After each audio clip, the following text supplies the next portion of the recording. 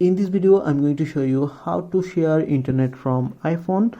So if this video did helpful, please thumbs up and subscribe my channel. So let's show you from beginning.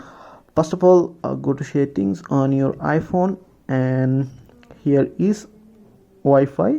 If you're already using Wi-Fi, as you can see I'm already connected to Wi-Fi, turn off your Wi-Fi, then go back to mobile service, and here is mobile data. Turn on mobile data. I'm selecting this one, personal, if you have dual SIM. So back to again settings, then here is personal hotspot. Tap on personal hotspot and just currently turn it off and turn on, then turn on Wi-Fi, and here is by default password.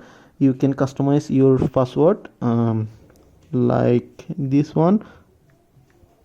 It's minimum 8 characters. Then tap on done and tap on select these options for maximum capability. Now you can share this iPhone internet to other, so then other phone can connect this iPhone internet, so that way you can share internet from iPhone. Pretty much that's it. If you have any questions, please let me know in comments. If this video did helpful, please thumbs up and share my video. See you on the next.